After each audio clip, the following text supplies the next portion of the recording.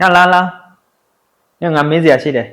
မင်းငယ်တော့မင်းဘောပြီခွာချတယ်မှာချိပါချရတော့အဲ့ဒါကျွန်တော်ချိပါချတာမဟုတ်ဘူး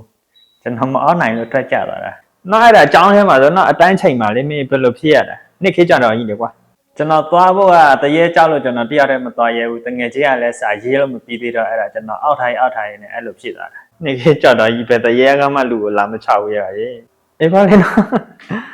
အေးငယ်စိတ်ဆိုတော့လည်းတမျိုးပါနော်အခုလို့ကြားတော့ကြီးလာတဲ့ချိန်ကြတော့တရေအကြောက်သေးလားအခုတော့တရေကိုမကြောက်တော့ပါဘူးတရေတဲ့ကိုကြောက်စရာကောင်းတာကလူတွေပဲဆိုတာအသက်တွေကြီးလာတာနဲ့အမျှပို့ပြီးတော့သိရှိလာတယ်မင်းတရေမကြောက်တော့လူတွေပဲကြောက်တော့ပြီပြောင်းပြန်ကြီးပါလားလူကကြောက်စရာကောင်းလို့လားဟုတ်တယ်ကျွန်တော်အသက်အရွယ်တွေကြီးလာတာနဲ့အမျှတရေတစ်ဖက်တွေထဲပို့ပြီးတော့ကျွန်တော်လူတွေကိုပို့ကြောက်လာတယ်ဘာကြောင့်လဲဆိုတော့လူတွေကကျွန်တော်တို့ရဲ့အနီးမှာအမြဲတမ်းရှိနေတယ်ကျွန်တော်တို့ပေါင်းသီးဆက်ဆံနေရတာလည်းလူတွေပဲမူရမယာတွေပရိယာတွေများတာကလည်းလူတွေပဲချစ်တယ်မုန်းတယ်ပြီးပြုစားမယ်တိုက်ခိုက်မယ်ဆိုတာကလူတွေရဲ့စိတ်ထဲမှာပဲပေါ်ပေါက်လာတာလေဒါကြောင့်ကျွန်တော်အသက်အရွယ်တွေကြီးလာတယ်လည်းအများကျွန်တော်တရက်တစ်စင်နေတဲ့လူတွေကိုပိုကြောက်လာတဲ့စိတ်က